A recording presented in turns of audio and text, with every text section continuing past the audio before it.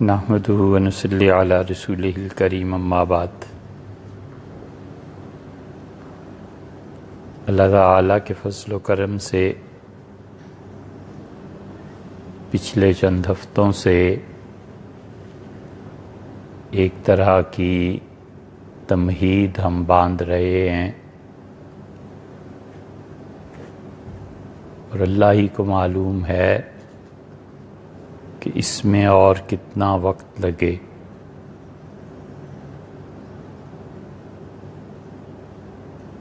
ممکن ہے چند ماہ یا ایک سال میں یہ چیز پوری ہو کہ ابن عربی رحمۃ اللہ علیہ کی فصوص الحکم، فتوحات مکیہ اور معروم کی مثنوی اور جتنا علم کلام، فلسفہ، تصوف، ان تینوں کا جو کلاسیکل لٹریچر مسلمانوں نے دنیا کو دیا ہے، اس کی بیسک ٹرمینالوجی سمجھ میں آئے، اور وہ کلاسیکل لٹریچر اب پڑھنے کا رواج بھی نہیں رہا۔ ان باتوں سے بھی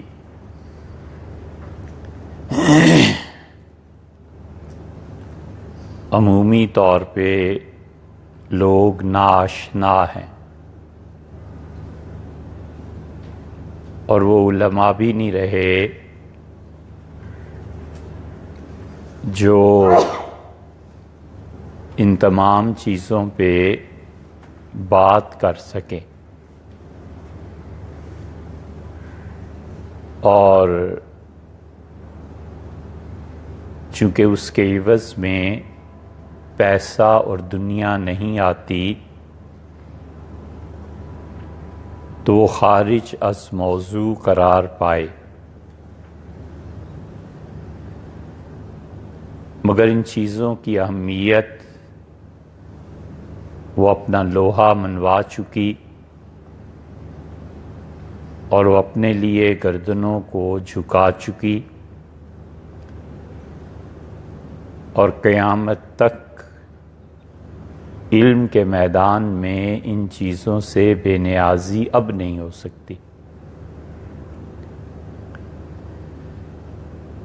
ہم ہزار انکار کریں، لیکن ویسٹرن کلچر، مغربی تہذیب نے اپنے آپ کو منوایا اور اتنا سر چڑھ کے بولی ہے کہ اب مغرب کا حوالہ قیامت تک فراموش نہیں کیا جا سکتا۔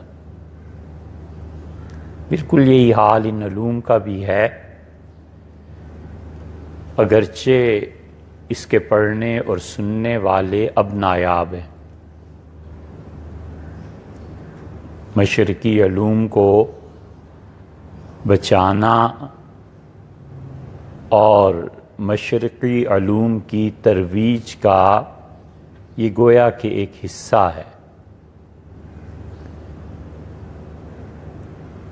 اور ان علوم سے جو ترقی کی منازل ہیں ان سے آشنا رہنا چاہیے۔ ابن عربی، شاطبی، ابن خلدون، ابن عاشور، شاہ ولی اللہ، مولانا قاسم نانوتوی، ابن رشد، ابن تیمیہ،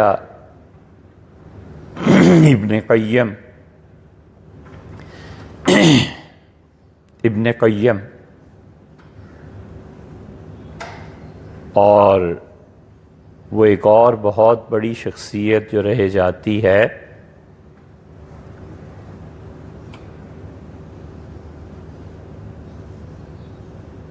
اندلس کے اسپین کے امام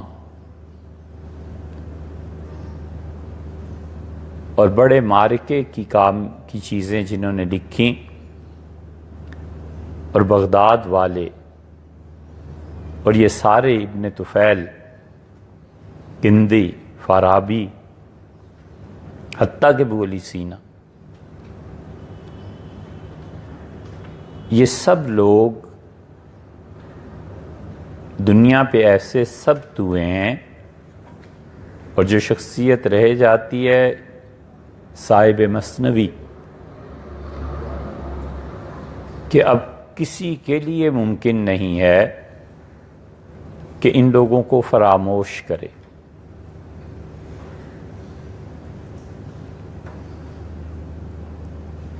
ہم پورے اطمینان اور دعوے سے یہ بات کہتے ہیں کہ معروم کی مثنوی جیسی چیز دنیا کے کسی بھی زبان کے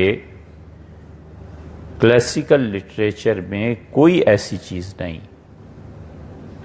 یہودی، عیسائی، شنکراچاریہ، ہندو، کنفیوشس، یہ چائنا کے بدھسٹ، جتنی مذہبی روایات، اللہ کا احسان ہے کہ رومی جیسے آدمی ہمارے ہی یہاں ہوئے، اور کہیں دنیا میں نہیں پایا جائے گا۔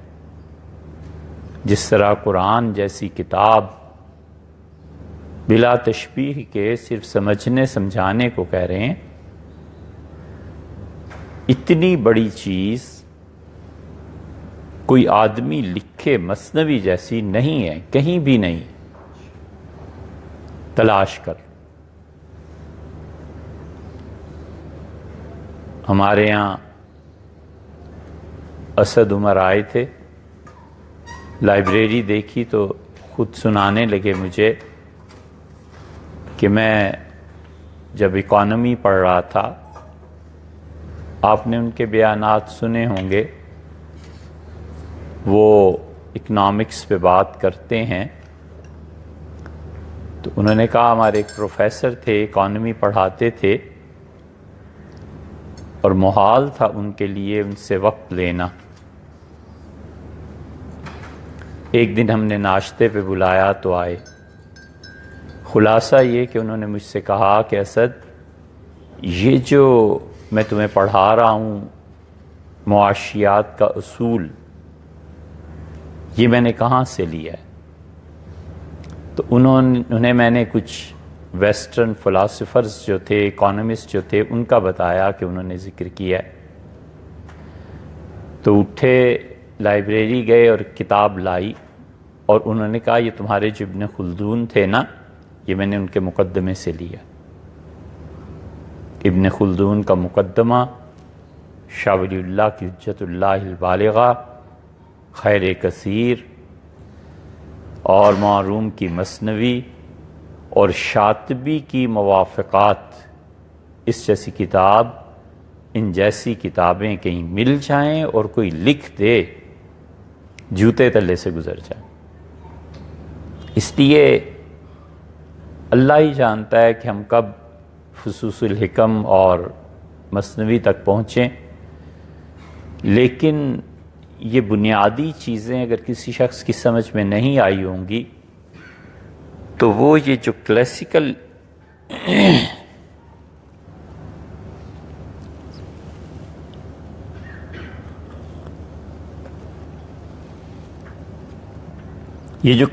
لٹریچر ہے، اس کو نہیں سمجھ پائے گا۔ اور اس سلسلے میں سب نے بحث کی ہے کہ ایول کیا ہے، شر کیا ہے، اور شر کی تعریف کے بعد وہ اس سے بھی دقیق اور نازک تر بحث میں چلے گئے ہیں کہ شر کیوں ہے۔ علامہ اقبال نے اپنے پرشین لٹریچر میں، غالب نے،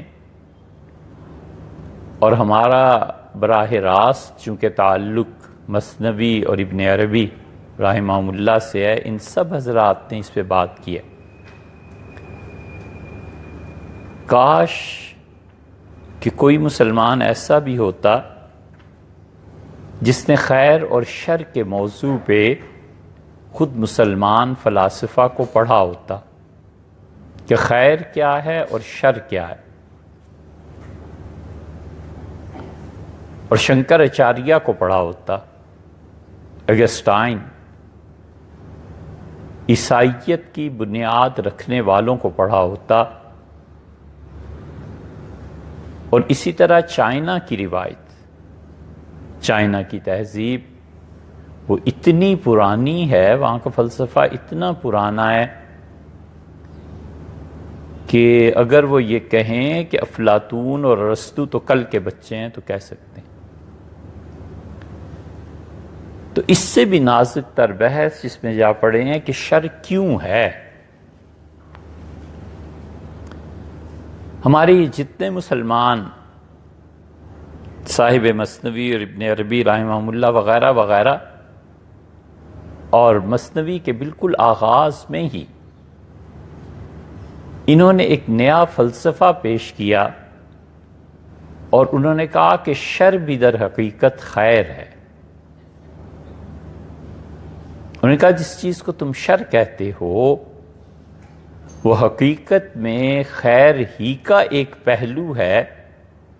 ہم دنیا کا نظام چلانے کو خیر اور شر کہتے ہیں، وگرنہ حقیقت میں شر کا وجود حقیقت میں خیر ہی کا ایک پہلو ہے۔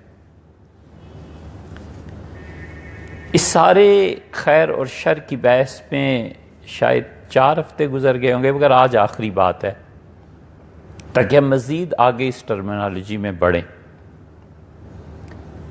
ہم یہ کہتے ہیں کہ دنیا امتحان کی جگہ ہے،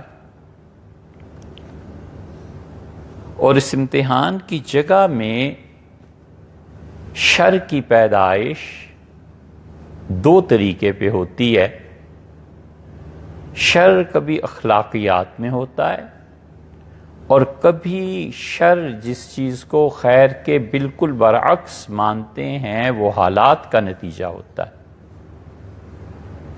انسانی اخلاقیات اس کا شر اور ہے، اور حالات کے جبر میں جو شر پیدا ہوتا ہے اس کا نتیجہ اور ہے۔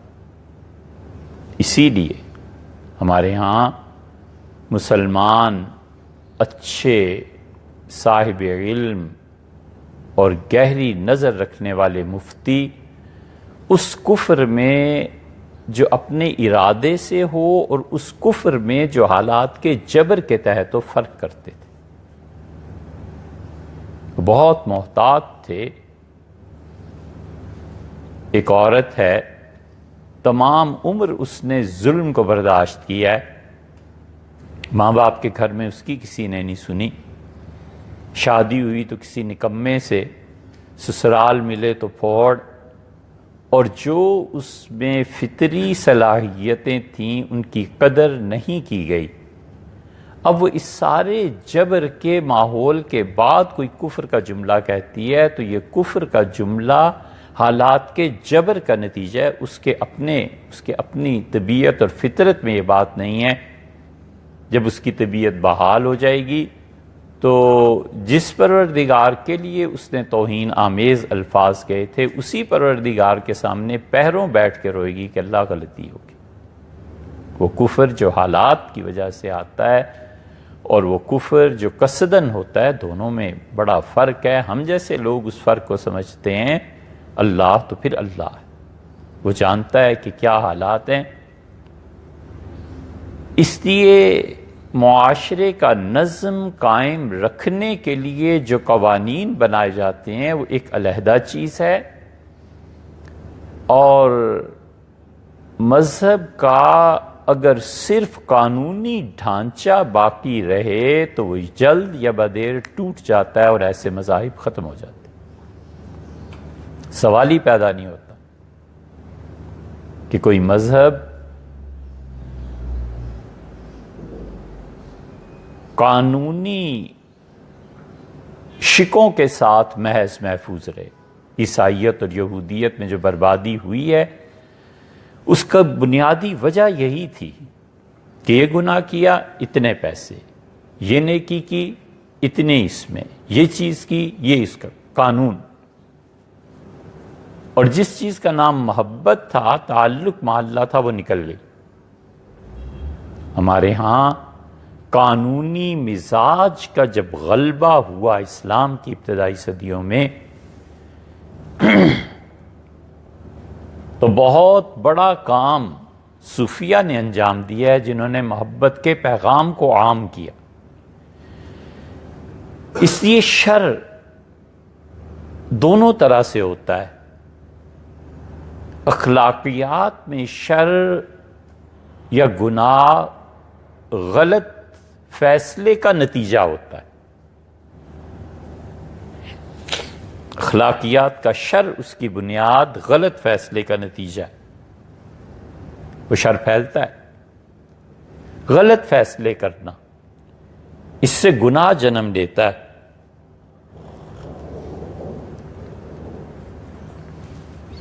اور اس کا حل اطاعت ہے، فرما برداری ہے۔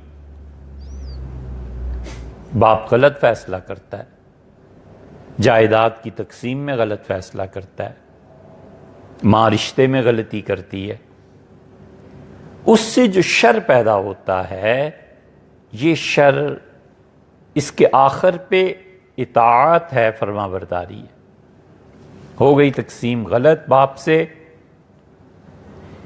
اس کو نبھا لینا یہ کمال ہے کہ اس شر کے دروازے کو بند کر دینا ہے، اس شر کے مزید جو بچے جنم لیتے اس کو چھوڑ دینا ہے، اس کی اولاد کو ختم کر دینا ہے۔ اور شر جو حالات کے جبر سے پیدا ہوتا ہے، حالات کا جبر اسے مجبور کرتا ہے کہ وہ گناہ کرے، حالات کا جبر اسے یہ سکھاتا ہے کہ تم حدود کو توڑو۔ شریعت نے جو تصویر کی اتنی مخالفت کی ہے، اس کی بنیادی ایک وجہ بھی یہ بھی ہے کہ تصویر سے جرم پھیلتا ہے، اسی لیے مذہب اس کی مخالفت کرتا ہے کہ مت کرو ایسے۔ اور جب تصویر اور یہ چیزیں عام ہو جائیں جیسے ہمارے حالات میں ہیں، اور اس کے نتیجے میں، حالات کے نتیجے میں آدمی ایسے شر کا ارتکاب کرے جو اس کی اپنی ذات تک محدود ہے، اس شر کا حل صبر ہے، وہاں اطاعت ہے جو اخلاقیات کے نتیجے میں پیدا ہو، اور یہاں پر صبر ہے کہ صبر کرے اور صبر کے ساتھ اپنے آپ کو، مطلب صبر کا کہ باندھ کے رکھے۔ عربی زبان میں صبر باندھنے کے معنی میں ہے۔ آپ کبھی کبھی غور کریں تو بسا اوقات ایک بادل کئی دن آسمان پر ٹھہرا رہتا ہے، روزانہ نظر آ جاتا ہے، اسے عرب صبیرہ کہتے تھے، اپنی جگہ پہ جم جانے والا، اپنی جگہ پہ ٹھہر جانے والا۔ صبر میں یہی ہوتا ہے، حالات کے جبر کی وجہ سے جو شر آتا ہے اس کا حل صبر ہے، اور اخلاقیات میں غلط فیصلے کے نتیجے میں جو شر پیدا ہوتا ہے اس کا حل اطاعت ہے۔ مگر بات پھر وہی آ جاتی ہے کہ شر ہے کیوں؟ ہم کہتے ہیں اگر شر نہ ہوتا تو خیر بھی نہ ہوتی۔ کوئی دنیا میں آدمی ایسا نہیں ہے جو یہ کہہ دے کہ دنیا امتحان کے لیے نہیں بنی۔ یقیناً دنیا امتحان کے لیے بنی ہے، اور اگر کوئی چاہے کہ بغیر امتحان کے کوئی دنیا تلاش کرے تو اسے یا تو پھر اپنے دماغ کا کہیں سے علاج کرانا چاہیے، یا وہ دو انہیں ذرا کہہ نہیں سکتے کہ پاگل تھے، بڑے آدمی تھے، بہت بڑے آدمی تھے اپنی روایت کے۔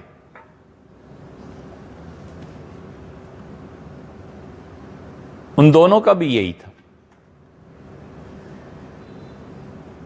امتحان سے پاک دنیا، آزمائش اور تکلیف سے پاک دنیا صرف ایک ہی ہے، اور وہ جنت ہے۔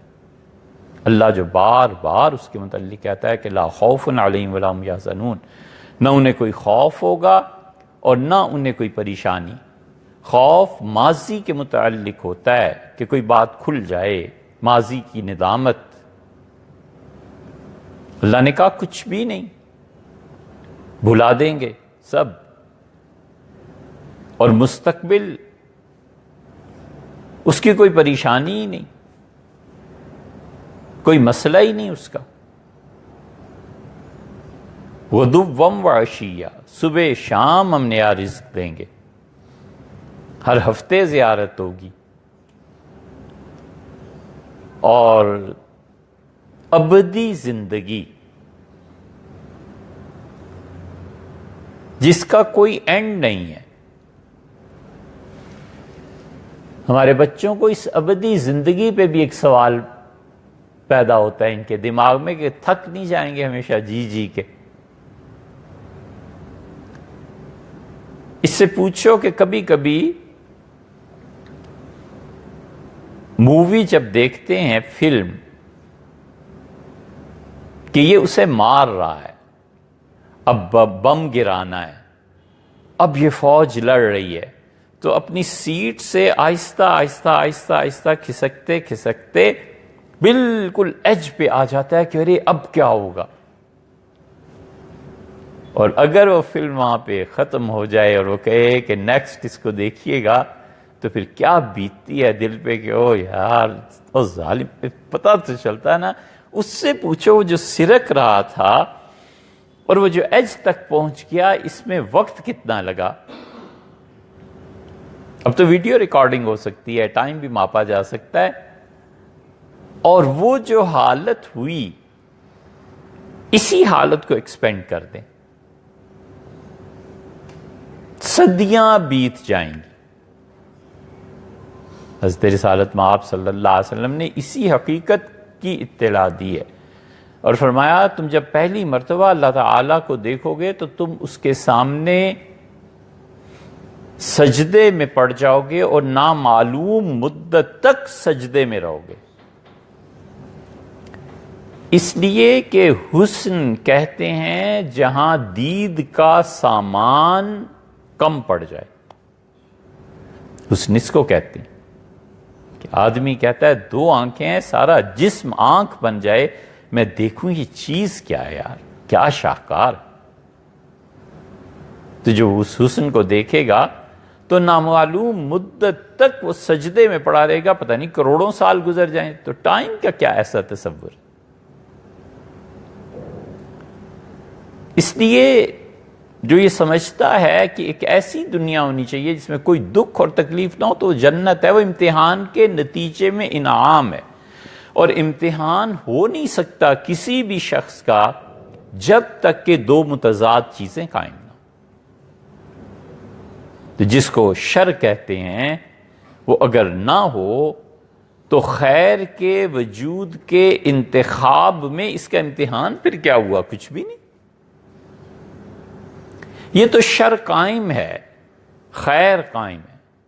اسی معروم اس مثنوی میں جب اس نظریے پر بحث کرتے ہیں تو مولانا کہتے ہیں کہ جس کو تم گناہ اور شر سمجھتے ہو نا، یہ اپلے ہیں، گندے ہیں، ہاتھ لگاتے ہوئے تم ڈرتے ہو، لیکن یہ جلیں گے اور اس کے نتیجے میں تمہارا کھانا بنے گا۔ یہ شر اور گناہ کو جب تم قابو میں لاؤ گے، یہ کیوں ہے؟ اس وجہ سے ہے کہ تم اس پہ قابو پاؤ تاکہ تمہاری ترقی اور امتحان میں کامیاب ہو جائے۔ یہ مولانا کا فلسفہ. اس لیے شر سرے سے ہو ہی نہ، یہ نہیں ہو سکتا. وہ خیر ہی کی ایک قسم ہے اور اللہ نے بندوں کے لیے بنائی ہے. اسی لیے وہ کہتا ہے کہ نبلوکم، وہ تمہیں آزماتا ہے. اور پھر بالخیر والشر، خیر اور شر کے ذریعے. ایکم احسن عملا، تم میں سے کون ہے جو بہترین عمل لے کے آتا ہے؟ اگر بدترین قائم نہ ہو تو بہترین کی پہچان کیسے ہو جائے گی؟ یہ نہیں ہو سکتا کہ وجود ایک ہی رہے اور مسلسل سفر کرتا رہے. اس وجود کی ایکٹیویٹیز کو، عمل کو روکنے کے لیے ہرڈلز کھڑی کرنی پڑتی ہیں. یہی گناہ ہے، یہی چیز ہے، یہی شر ہے. اب اس کے ساتھ جب وہ ٹکرائے گا تو پھر اس کی چنگاری پیدا ہوگی. اس کے ساتھ جب ٹکرائے گا تو پھر پتہ چلے گا کہ امتحان میں، اس معرکے میں کون جیتا اور کون ہارا. فلسفے میں ایک بہت بڑی شخصیت گزری ہے لیبنیز کی، اور کمال کا فلسفی تھا. 1646 میں پیدا ہوا اور عمر تھوڑی پائی، یعنی اس ماحول کے اعتبار سے، اور 1716 میں اس کا انتقال ہو گیا. لیبنیز کو لوگ اس لیے نہیں پڑھتے، خیر ہمارے ہاں تو رواج ہی نہیں پڑھنے کا ماشاءاللہ، وہ تو ہم جانتے ہی ہیں.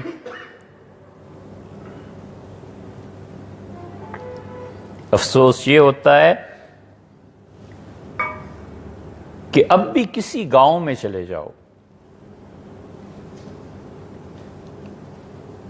بڑا زمیندار، اس کے ہاں اناج ذخیرہ کرنے کے لیے کوئی چیز، دودھ دہی اور مکھن کے لیے کوئی چیز،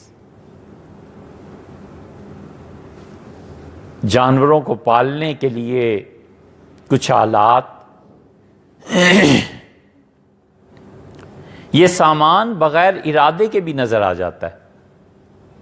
زمیندار ہوتا ہے نا، کھاتا پیتا ہوتا ہے.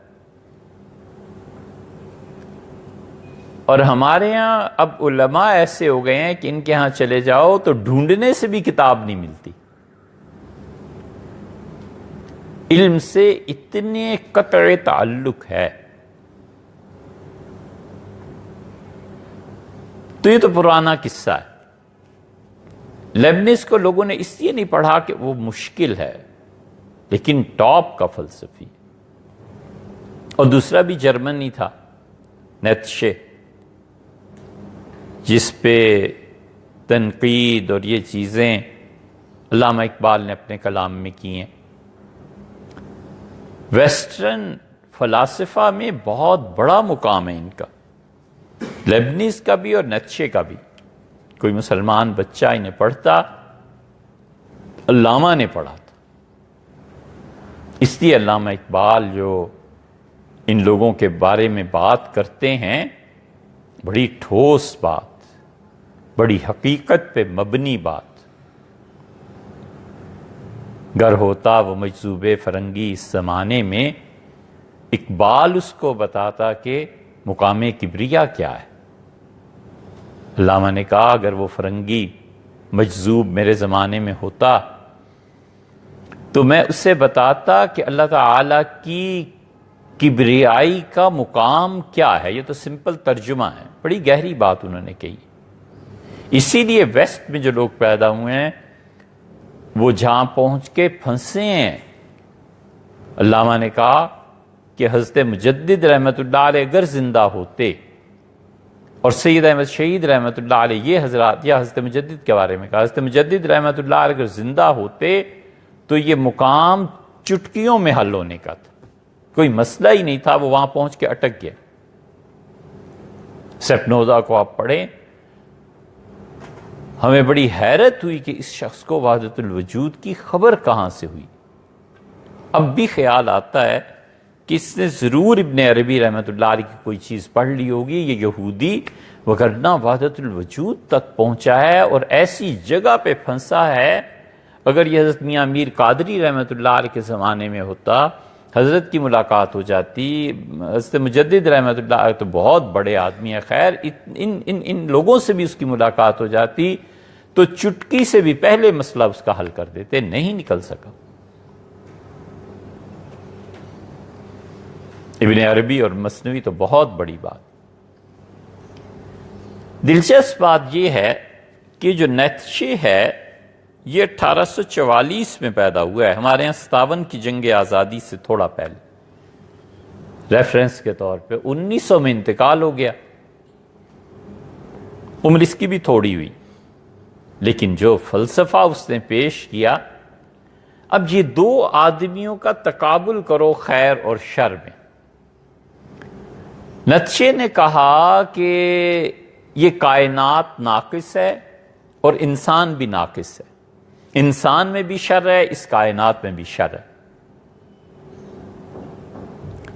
شر کیوں ہے، یہ اس کا جواب دینے کے لیے ہم ادھر سے ہی دو مثالیں اس لیے لے رہے ہیں کہ میرے بچوں، یہ جب تم جاتے ہو نا انٹرنیٹ پہ اور وہ ویسٹ کے پڑھے لکھے بچے تمہیں پڑھ جاتے ہیں آگے سے، اور تم پھر آئیں بائیں شائیں ادھر ادھر دیکھنے لگتے ہو کہ کوئی اب ہاتھ پکڑے اور نکالے اس بھنور سے اور لے آئے ساحل تک. اسلام کی دعوت کے تمہیں جنون ہوتا ہے بغیر پڑھے ہوئے اور بغیر اس بات کو ریئلائز کرنے کے کہ پانی کی گہرائی کی پیمائش کے بغیر، اندازہ کیے بغیر کود پڑنا. پھر جب ڈبکیاں لگتی ہیں نا پھر پتہ چلتا ہے کیا ہوتا ہے. کہیں بحث میں پڑھیں، اپنے برعکس جو لوگ نظریات رکھتے ہیں، وہ ویسٹ کے لوگ اتنے پڑھے لکھے ہوتے ہیں جان چھڑانی مشکل ہو جاتی. ہمیں اس لیے بھی زیادہ معلومات ہیں اس بارے میں، تو پھر کیس اب آتے ہیں نا کہ جی یہ بتائیں یہ کیا مسئلہ ہے. بھئی تم کہاں سے ہم نے کہا ہرگز نہیں پڑھا، سوال ہی پیدا نہیں ہوتا. آپ کی قد و کاٹ ہی اتنی نہیں ہے کہ آپ پڑھ لیں اس کو. ابن عربی نے لکھا، ابن عربی میں نے چھوڑو یار، ابن عربی کو آپ نے کہاں سے پڑھ لیا ہے؟ اب وہ جی انٹرنیٹ پہ فلاں جگہ ایسے ہو پتہ چلتا ہے. یہ اس لیے کہ وہ اس مسئلے پہ پھنساتے ہیں، خیر اور شر کے مسئلے پہ، کہ شر کیوں ہے. اور یہ بڑی اہم بات ہے. آپ سنیں یا نہ سنیں، وقت آئے گا جب لوگ اس کو کلپ میں دیکھیں گے اور لوگ اللہ کا شکر ادا کریں گے کہ یہ بات ہو گئی. ہم بھی اللہ کا شکر ادا کرتے ہیں، خدا کا احسان ہے کہ رات خیال آیا ہم اس بات کو کریں.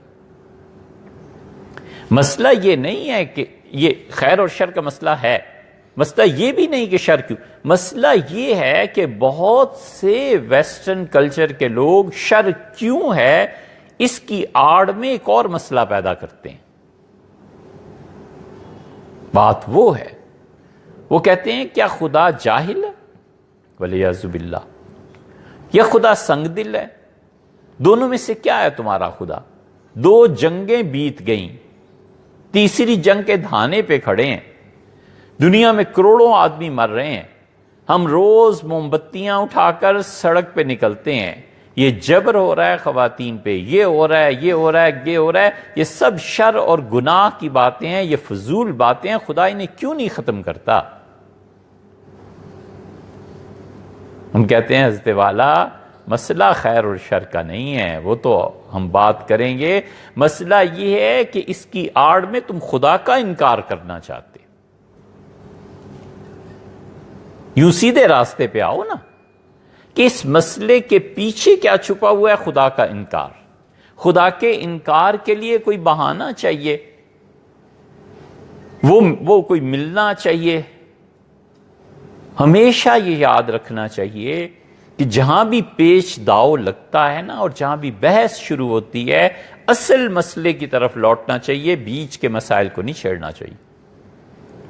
حضرت رسالت مآب صلی اللہ علیہ وسلم یہ دوسری مثال ہے. یہ کیوں کیا، یہ کیوں کیا، یہ کیوں کیا؟ یار آپ چاہتے کیا ہیں؟ آپ حضور صلی اللہ علیہ وسلم کو نبی مانتے ہیں کہ نہیں مانتے؟ اگر مانتے ہیں تو پھر کوئی اعتراض کی گنجائش باقی ہی نہیں رہ جاتی. اگر نہیں مانتے تو بات اس پہ کرو کہ رسالت کو مانتے ہو یا نہیں مانتے. اصل میں رسالت کا انکار کرنا ہے. پوری جدیدیت اگر خدا کو منظور ہوا تو جمعے کی خطبات اسی پہ چل رہے ہیں، انشاءاللہ اس پہ بھی بات کریں گے. یہ پوری جدیدیت کی بنیاد دو چیزوں پر ہے. آزادی کہ مجھ پہ میرے نفس کے علاوہ کسی کا قانون نہ چلے، بس نہ ماں پوچھے، نہ باپ پوچھے، نہ بھائی پوچھے، نہ بہن، نہ ملک، نہ کوئی اور. میں اپنے نفس کے تحت غلام رہوں، یہ آزادی ہے. اور یہ آوارگی ہے، اور یہ ہماری قوم میں ہے. ہمارا قومی مرض ہو گیا ہے یہ. اشارے کی پابندی نہیں کرنا، قانونی چیزوں کو تسلیم نہ کرنا. یہ جھوٹے اور مکار یہ سارے سیاستدان جو کچھ پارلیمنٹ میں کرتے رہے، یہ کیا ہے؟ یہ ہمارے قائدین بنیں گے کل کو، اور یہ حکومتیں تشکیل کریں گے.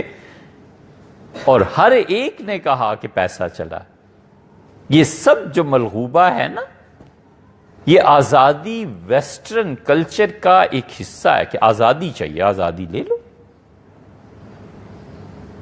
علامہ اقبال نے اسی لیے 1935 میں یہ کہا تھا. 80 سال تو ہو ہی گئے. ان کا یہ جو تم اپنے بچوں کو پڑھا رہے ہو نا، اس کے نتیجے میں نہ زن اوٹ چاہے گی، عورت کبھی بھی نہیں چاہے گی کہ اسے پردے میں رکھا جائے. انہوں نے کہا یہ جو تم پڑھا رہے ہو نا، اس کا نتیجہ تم دیکھ لو گے. گر اپنی غفلت کی یہی حالت رہی قائم، اگر ہم ہندوستان کے رہنے والے ایسے ہی غافل رہے تو غسال آئیں گے کابل سے، کفن جاپان سے.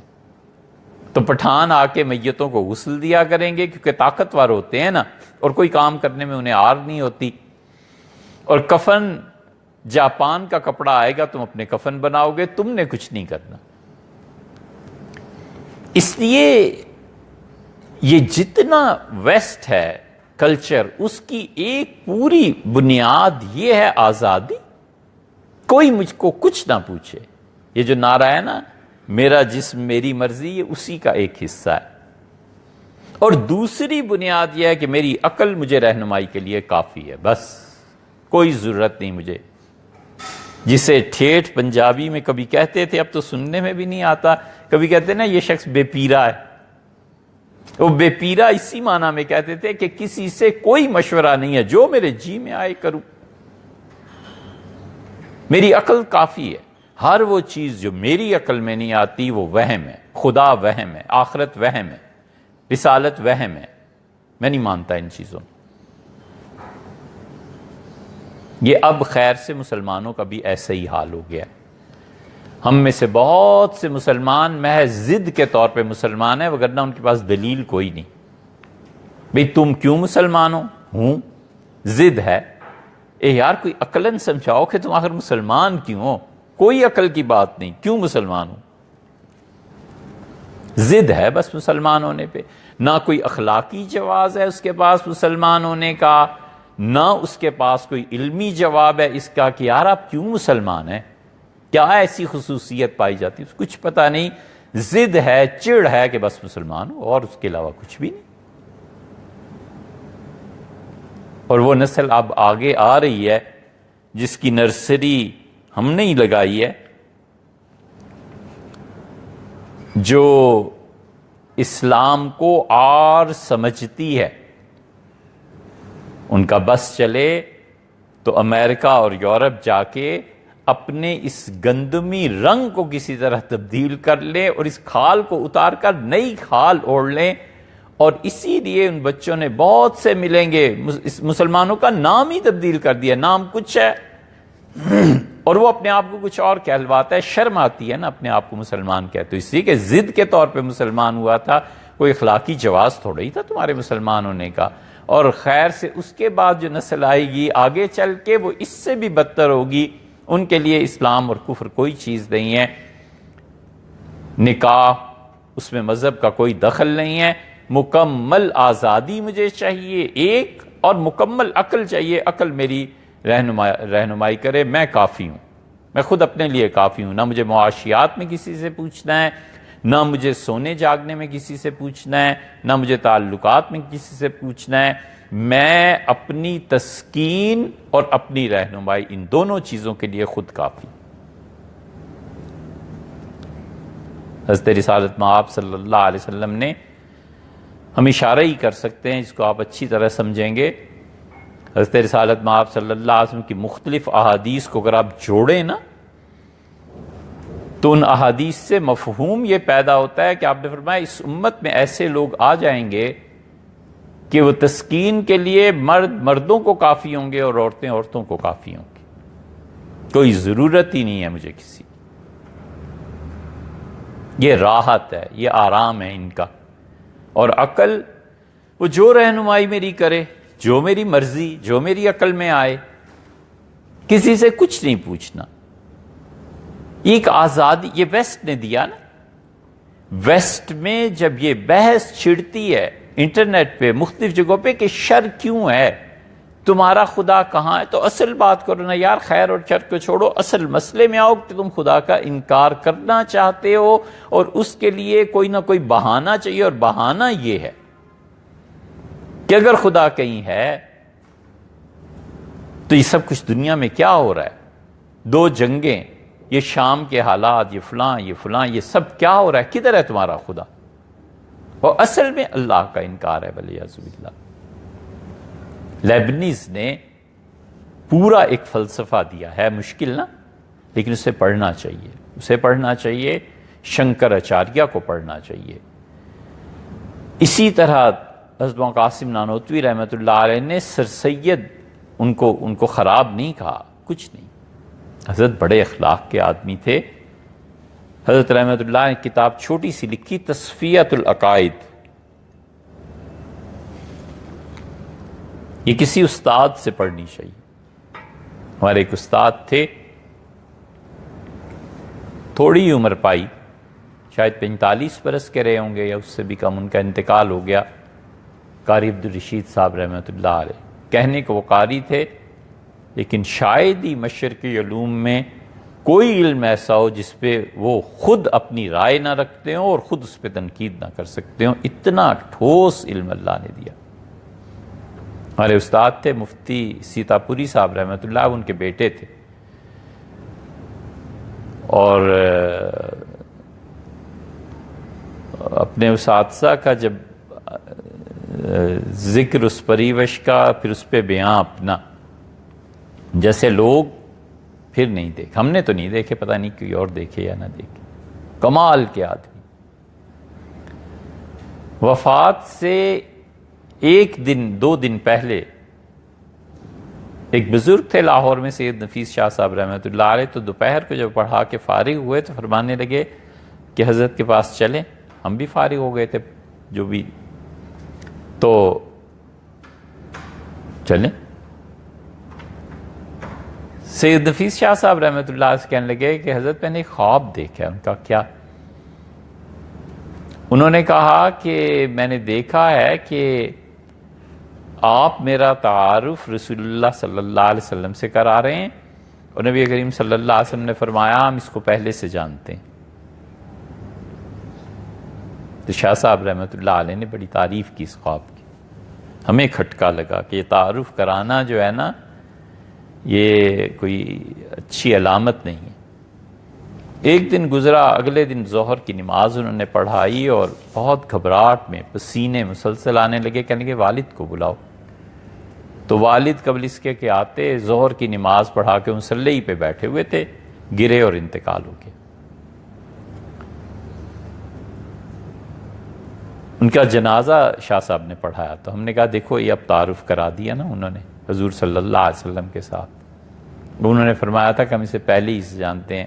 وہ ان چند ایک جنازوں میں سے ہے جو ہم نے دیکھا، اللہ کی شان ہے کہ جب وہ جنازہ اٹھا تو بارش شروع ہو گئی لاہور میں، جون میں، تپتی دوپہر، تپتی صبح، کہیں بارش نہیں ہو رہی تھی۔ ان پہ، اور ان کا جنازہ جب رکھا پڑھایا گیا تو جو جنازے کی جگہ تھی، جو نماز میں شامل تھے، بس ان پہ ہی بارش ہو رہی تھی، باقی قبرستان بھی خشک تھا۔ یہ قبولیت عند اللہ کی علامت تھی۔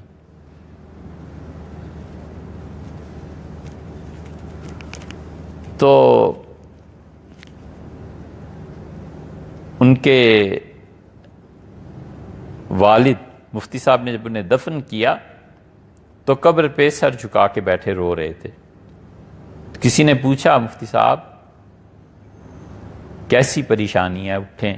کہنے لگے عمر بھر کی محنت کو آج مٹی میں ملا آیا ہوں، تم پوچھتے ہو کیسی پریشانی۔ تو وہ علم اور وہ گہرائی اور وہ چیزیں نہیں ہیں، اور یہ بہت بڑی کمی ہے۔ چاہیے کہ شنکراچاریہ کو پڑھیں، تصفیۃ العقائد۔ یہ جو مفتی صاحب قاری صاحب تھے، قاری عبدالرشید صاحب رحمۃ اللہ علیہ، ہم نے ان سے حضرت مولانا قاسم نانوتوی رحمۃ اللہ علیہ کی کتابیں شام کو جا کے سبکن پڑھی۔ نہیں سمجھ آتی تھی حضرت کی، ہم نے کہا حضرت پڑھائیں یہ ہے کیا، اتنے بڑے لوگ تھے۔ تصفیۃ العقائد جو حضرت نے لکھی ہے وہ یہ چیزیں ہیں، شنکراچاریہ، یہ چین کے تہذیب، یہ یونان کے فلسفی، یہ سب چیزیں ایسی ہیں۔ لیبنیز، یہ مشکل ہے نا، اس لیے لوگ اس پہ ہاتھ نہیں ڈالتے۔ اور مزہ تو جب آتا ہے یار جب مشکلات پیش آئیں۔ آپ بچوں کو دیکھیں، بعض اوقات ہے یہ قانون کے خلاف اگرچہ، لیکن طبیعت خوش ہوتی ہے، اتنی بھرپور گاڑیاں، روڈ بند ہے، یہ کراس کر رہا ہے ادھر سے ادھر سے اپنا راستہ نکالتا چلا جا رہا ہے۔ یہ جو علامہ نے کہا نا کہ کبوتر کے لہو میں، گوشت میں اتنا مزہ نہیں جتنا مزہ جھپٹنے میں ہے، یہ ہے مردانگی۔ خیر کسی اور طرف چل پڑے۔ لیبنیز نے فلسفہ دیا، اس نے کہا کہ بیسٹ پاسبل کائنات جو بن سکتی تھی بس یہی ہے، اس سے زیادہ اچھی کائنات بن ہی نہیں سکتی، اور بیسٹ پاسبل انسان جو بن سکتا تھا، سب سے اچھا انسان، سب سے اچھی مخلوق خدا کی یہی ہے۔ اس نے کہا اس سے اچھی مخلوق اب بن ہی نہیں سکتی۔ اور اس کے مقابلے میں نیتشے جب آیا تو اس نے کہا، نیتشے نے، کہ انسان بھی گناہگار، کائنات بھی گناہگار، انسان بھی ناقص، کائنات بھی ناقص، انسان بھی خراب، کائنات بھی خراب۔ اگر یہ دونوں آپس میں کبھی مل جائیں عالم ارواح میں، وہاں بھی تو ملتے ہیں نا، روحیں بھی تو بات کرتی ہیں۔ بڑی دلچسپ دنیا ہے وہ بھی۔ خرماروز کزیں بر بندمو، خرماروز آروز کزیں مرحلہ۔ حافظ کہتا ہے میں اس دن بڑا خوش ہوں گا جس دن تم لوگ میری کفن اور جنازے کے بندوبست کرو گے، مجھے اس دنیا سے رخصت کرو۔ برسرے کوئے تو پرسند رفیقاں خبرم، اس لیے کہ وہ جو آگے راستہ ہے نا، میرے دوست پوچھ رہے ہیں کہ ابھی تک نہیں آیا، کب آئے گا کب آئے گا، وہ میرا انتظار کر رہے ہیں۔ وہاں جا کے جب روحیں ملتی ہیں نا ایک دوسرے سے تو بڑی عجیب دنیا پیدا ہو جاتی ہے۔ پوچھتے ہیں نا پھر وہ کہ فلاں کے فلسفے کا کیا بنا، فلاں کی نظریات نے دنیا پہ کیا اثر کیا، اب امت میں بڑا آدمی کون ہے، کیا ہو رہا ہے، کس کے سہارے چل رہے ہیں، یہ سب چیزیں ڈسکشن ہوتی ہے۔ حضور اقدس صلی اللہ علیہ وسلم نے ایسی چیزیں بتائی ہیں، حدیث بہت طویل باب ہے، اس کو نہیں چھیڑتے۔ علامہ اقبال بیمار ہو گئے، وہ بتایا تھا نا کہ اگلے دن ان کا بخار بالکل اتر گیا تھا صبح، اور حکیم حسن کہتے ہیں میں گیا تو میں نے سمجھا میری دوا کا اثر ہو گیا ہے، اور بڑا خوش ہوا۔ تو انہوں نے کہا تمہاری دوا کا تو حکیم صاحب کیا اثر ہونا تھا، رات بخار بہت شدید ہو گیا، 100 کو کراس کر گیا، اور میں بڑا پریشان تھا، اس حالت میں نیند آ گئی۔ تو سر سید خواب میں ملے، وہ اسے کہنے لگے ٹھیک ہو جاؤ گے۔ تو میں اٹھا تو پسینہ پسینہ تھا، سب بخار ٹوٹ گیا، میں بالکل ٹھیک ہوں، نکاہت ہے کچھ، اور میں نے کہا ہے کچھ کھانے پینے۔ تو حکیم صاحب لکھتے ہیں کہ میں نے پوچھا یہ کیا؟ انہوں نے کہا سر سید خواب میں ملے تھے اور مجھے کہنے لگے ٹھیک ہو جاؤ گے۔ میں نے کہا کیسے سر سید؟ تو کہنے لگے میں ابھی جنت میں ہوں اور رسول اللہ صلی اللہ علیہ وسلم کے پاس گیا تھا اور میں نے کہا اب آپ کی امت کا رکھوالا اور آپ کی امت کو صحیح راہ دکھانے والا اور امت کا رہنما ایک یہی اقبال رہ گیا ہے اور اسے سخت بخار ہو گیا، اگر اسے کچھ ہو گیا نا تو اللہ کے رسول پھر اس جیسا کوئی نہیں ہے۔ تو حضور صلی اللہ علیہ وسلم نے تمہارے لیے ہاتھ اٹھا دیے کہ اللہ تمہیں شفا دے، تو اس سے اب ٹھیک ہو جاؤ۔ یہ سارا عالم ارواح جو ہے یہ عجیب و غریب ایک دنیا ہے جہاں پہنچ کے بہت سی چیزیں، فرض کر لو ان دونوں کی روحیں آپس میں ملیں، لیبنیز کی اور نیتشے کی، اور مہلت بھی مل جائے گفتگو کی، تو مکالمہ کیا ہوگا؟ وہ کہتے ہیں مکمل کائنات، بیسٹ پاسبل کریشن یہی تھی جو اللہ نے بنائی ہے، اور بیسٹ پاسبل یہ جو انسان کی صورت ہے بس یہی ہے، اس سے بہتر چیز بن ہی نہیں سکتی اب کائنات میں، اور نہ کائنات اس سے بہتر بن سکتی۔ اور وہ کہتا ہے یہ سب خراب ہیں، دنیا بھی خراب، انسان بھی خراب، یہ دونوں خراب ہیں۔ یہ جو تہذیب جسے آپ کہتے ہیں نا، یہ کیا ہوتی ہے؟ ثقافت، کلچر، تہذیب۔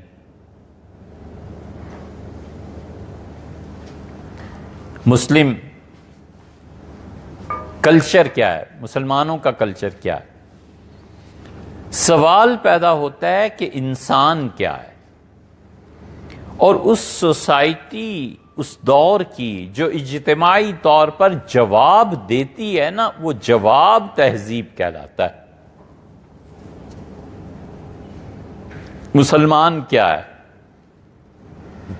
سوسائٹی اگر جواب دے گی تو کہے گا، سوسائٹی کہے گی، تہذیب کہے گی کہ پچھلے 2-3 صدیوں سے مسلسل بھیک مانگنے والا، گوروں کے دروازے پہ کھڑا ہوا، منتیں کرنے والا، پرلے درجے کا جھوٹا انسان، اور یہ مسلمان اور یہ ان کی تہذیب ہے۔ پرلے درجے کے جھوٹے ہیں مجموعی اعتبار سے، ان کے لیڈر سارے جھوٹ بولتے ہیں، دریوزہ کر رہے ہیں، بھیک مانگتے ہیں، جہاز ہم سے لیتے ہیں، ٹیکنالوجی ہم سے لیتے ہیں۔ ان میں ہمارے علم پڑھ کے بھی کوئی ایسا پیدا نہیں ہوا جو ہمارے علم میں کوئی اضافہ کر سکے۔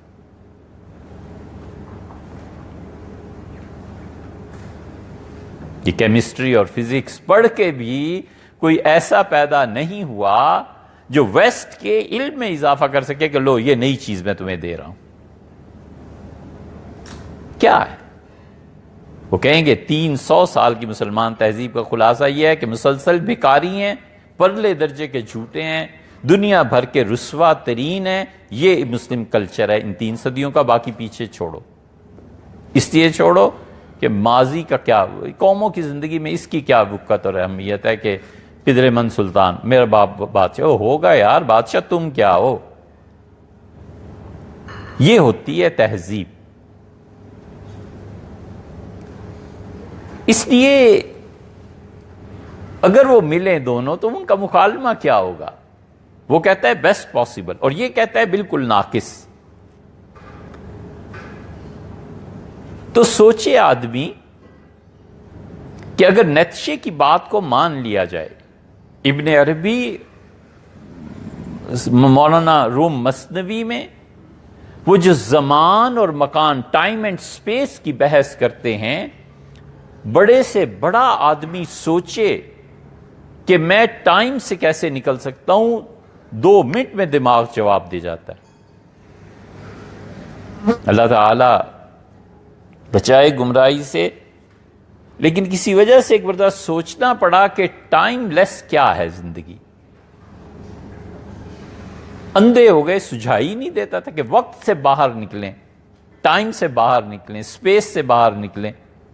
دماغ اندھا ہو گیا، سجھائی نہیں دیتا۔ ٹائم سے آپ نکل کیسے سکتے ہیں؟ سپیس سے آپ نکل کیسے سکتے ہیں؟ جہاں بھی جاؤ گے وجود تمہارا ہوگا تو زمانہ ساتھ ہی ہوگا نا۔ جہاں بھی جاؤ گے ٹائم ساتھ ہی ہوگا نا۔ اس سے باہر نکلیں، نہیں نکل سکتے۔ تو جب ٹائم اور سپیس سے ہی باہر نہیں نکل سکتے اور رہنا اسی میں ہے، تو یہ ضروری ہے کہ وجود کے لیے اس کے ساتھ شر ہو۔ اگر شر نہیں ہے تو خیر بھی نہیں۔ مسلسل خیر کا تصور کیا ہے؟ کچھ بھی۔ ایک آدمی کہتا ہے میں پاک رہتا ہوں۔ اچھا بھئی، آپ کیسے پاک رہتے ہیں؟ اگر ناپاکی کا کوئی وجود ہی نہیں ہے تو پاک رہنا کیسا ہے؟ ایک آدمی کہتا ہے میں خدا کا اطاعت گزار ہوں۔ یار تم اطاعت گزارو تو کسی معصیت کے مقابلے میں اطاعت گزارو نا۔ اگر معصیت نہیں ہے، گناہ نہیں ہے، تو پھر اطاعت کیا ہے؟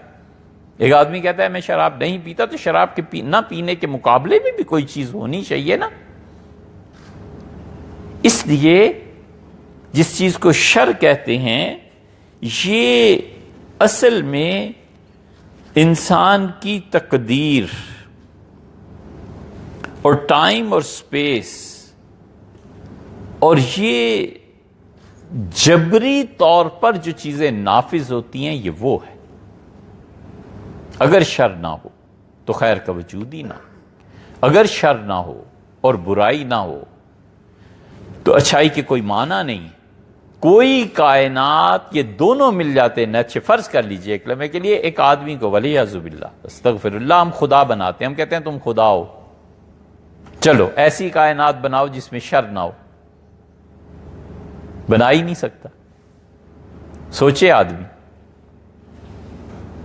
ایک آدمی کو خدا کا رتبہ دیں، کسی کو ولیعذ باللہ، اسے کہے تم خدا ہو، تم ایک ایسی کائنات تخلیق کرو جس میں شر نہ ہو، تو نیتشے کہاں سے اور لائبنیز کہاں سے وہ لائے گا جس میں شر ہی نہ ہو؟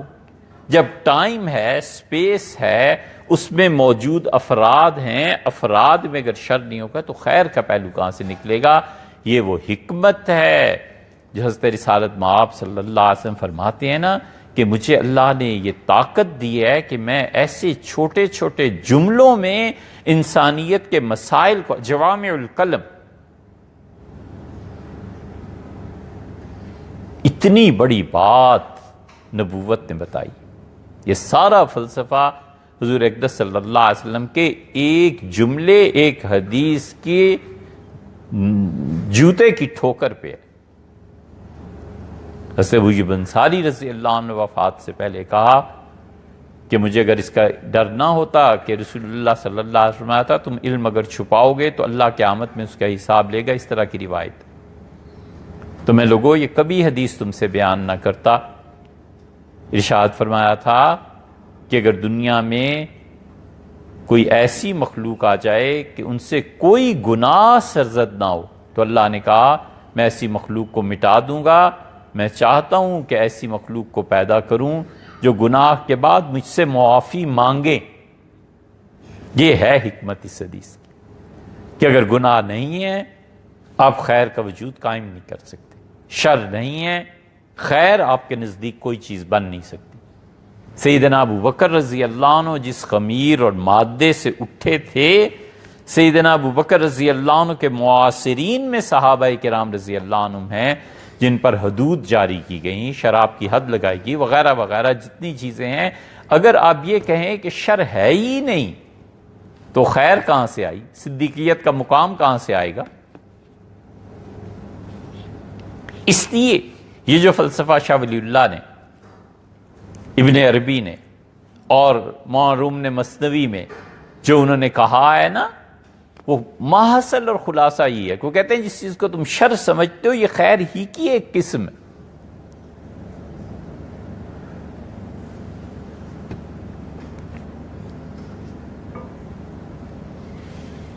اور یہ بڑا گہرا راز ہے انسان کے بہکنے کا،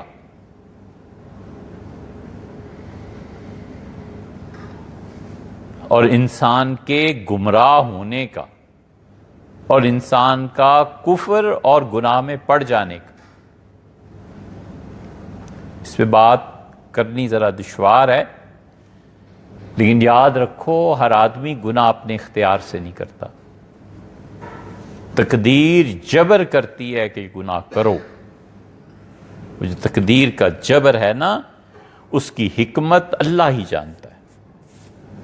اور جنت میں جا کے کھلے گی کہ اس سے یہ گناہ کیوں کروایا گیا تھا. اس لیے دنیا کا نظام قائم رکھنے کو ثواب اور گناہ قرار دیتے ہیں. آدمی کو سوچ لینا چاہیے کہ یہ جو گناہ مجھ پہ کھلا ہے کہ فلاں نے کیا ہے، یہ اس کا اپنے ارادے سے گناہ ہے یا تقدیر کا جبر ہے. کوئی نہیں جانتا، کوئی نہیں جانتا کہ اس شر سے کس خیر نے وجود پانا ہے اور اس خیر سے کیا شر نکلنی. قتل بچے کا گناہ تھا. حضرت موسیٰ علیہ السلام چیخ پڑے، قتل نفسا زکیۃ بغیر نفس، ایک جان ہلاک کر دی بغیر کسی اس کے عوض کے، یہ کیا قتل کر دیا ہے، تم بہت برے کام میں پھنس گئے. حضرت موسیٰ علیہ السلام نے احتجاج فرمایا. یہ جو تقدیر کا جبر ہے نا، کوئی آسان چیز نہیں ہے. عالم ارواح میں ملاقاتیں جو ہوتی ہیں نا، یہ بھی اس کی ایک دلیل ہے. حضرت رسالت مآب صلی اللہ علیہ وسلم فرمایا آدم اور موسیٰ علیہ السلام کی ملاقات ہوئی، دونوں روحیں آپس میں ملی، جنت میں ملی ہوں گی، آسمانوں میں ملی ہوں گی، کہیں بھی ملی ہوں گی. اور ارشاد فرمایا موسیٰ علیہ السلام نے کہا ابا اچھے خاصے جنت میں رہ رہے تھے، نہ آپ نے اس چیز کی قربت اختیار کی ہوتی جس کو اللہ نے منع فرمایا تھا، اور نہ ہم دنیا میں آتے اور نہ یہ جمیلے پڑھتے. تو رسول اللہ صلی اللہ علیہ وسلم نے اس پہ بڑی خوشی کا اظہار فرمایا، 3 مرتبہ یہ جملہ کہا. تو آدم علیہ السلام نے جواب دیا، ان کا میرے بچے اس گناہ پہ، اس لغزش پہ، گناہ تو نہیں، اس لغزش پہ ملامت کرتے ہو جو میری تقدیر میں میری پیدائش سے بھی 50,000 سال پہلے طے کر دیا تھا کہ یہ کرنا ہے. حضور اقدس صلی اللہ علیہ وسلم بڑے خوش ہوئے، فرمایا واحتجا، اور دلیل قائم کر دی والد نے اپنے بیٹے کے خلاف، اور آدم جیت گئے، اور آدم غالب رہے موسیٰ علیہ السلام. یہ کیا ہے؟ یہ وہ چیز ہے جو جبر کے نتیجے میں ہے. اس لیے اپنے کام سے کام رکھے، ان چکروں میں نہ پڑے. اسی لیے جب یہ معرفت الہیہ کے باب کھلنے لگتے ہیں تو آدمی اتنا ہی چپ ہو جاتا ہے. لوگ کہتے ہیں آپ نے نکیر نہیں کی اس کے گناہ پہ، اس کو برا بھلا نہیں کہا، یہ نہیں کیا، یہ نہیں کیا. وہ نہیں جانتے کہ اس شخص کے پیش نظر کیا ہے اور وہ کس چیز کو دیکھ رہا ہے. لوگ علامہ اقبال، مولانا روم، ان کو پڑھتے نہیں نا. وہ اس درجے کے آدمی تھے کہ تقدیری امور جو ہیں ان کو دیکھو. کشمیر کے ایک پیرزادے آئے اور علامہ کے پاس آ کے کہا کہ میں کشمیر سے آیا ہوں اور رہنا چاہتا ہوں. رہ گئے، اور 3 دن کے بعد پھر انہوں نے اپنا ایک خواب بیان کیا. وہ بتاتا ہے کہ وہ کس درجے کے آدمی تھے علامہ. یہ تقدیری امور ہر آدمی کے سمجھنے کی بھی بات نہیں ہوتی، لیکن ہر آدمی کو یہ بھی اجازت نہیں دی جا سکتی کہ وہ ملامت کرتا پھر. اس لیے خیر اور شر یہ دونوں مقصود ہیں، کوئی دنیا اس کے بغیر بنائی ہی نہیں جا سکتی. اللہ ہی بنائے تو بنائے، کیونکہ وہ تو علی کل شیء قدیر ہے.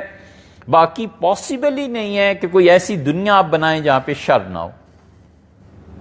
ایک آدمی کہتا ہے میں بڑا امانت دار ہوں، تو خیانت ہوگی تو تمہاری کوئی امانت داری چمکے گی نا. خیانت ہی نہ ہو تو پھر کون پوچھے کہ امانت داری کیا ہے. یہ آدمی کہتا ہے کہ میں خدا کا نافرمانی ہوگی تو پتہ چلے گا. اس لیے اشیاء اپنی ضد کے ساتھ قائم ہوتی ہیں، پہچانی جاتی ہیں. اور ان چیزوں میں جو پڑ گئے ہیں نا لوگ سطحی انداز میں، یہ تو خیر اور شر کی بات اب ختم ہوئی، اب کہیں مثنوی میں آئی تو بات کریں گے، ورنہ اب خیر اور شر کی آئندہ بحث نہیں کرتی۔ ایک چیز البتہ اور ہے، وہ یہ ہے کہ ہماری جو موجودہ نسلوں میں یہ بحث چھڑتی ہے،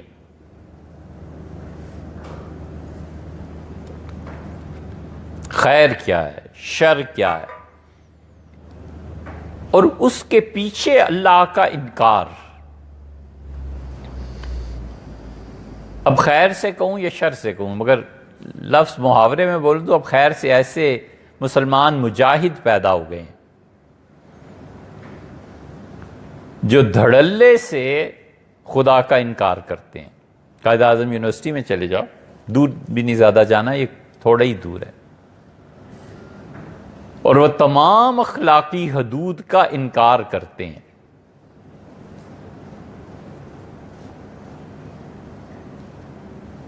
پورا پتہ اس لیے دیتا ہوں کہ کہیں یہ نہ سمجھنا کہ جھوٹ ہے۔ کل شام کو میلوڈی میں زاہد بٹ صاحب کی دکان پہ کسی وجہ سے بیٹھے ہوئے تھے تو ایک فون آیا، اس بچی نے کہا کہ کہتا ہے کہ میں تمہیں پتہ ہی ہے کہ کسی خدا کو تو مانتا نہیں، ماں باپ نے نکاح کرا دیا تھا اس وجہ سے، رہتا امریکہ میں ہوں اور میں تمہیں طلاق دینا چاہتا ہوں۔ وہ بیٹی بول رہی تھی، کہنے لگی کہ ہم سے کہ میں اس لیے طلاق نہیں لینا چاہتی کہ میں قریب نیشنلٹی یہاں کی لے لوں گی۔ تو میں نے اسے کہا ابھی نہ طلاق دو، تھوڑے دن ٹھہرو، یہ پروسیس پورا ہو جائے پھر طلاق دے دینا۔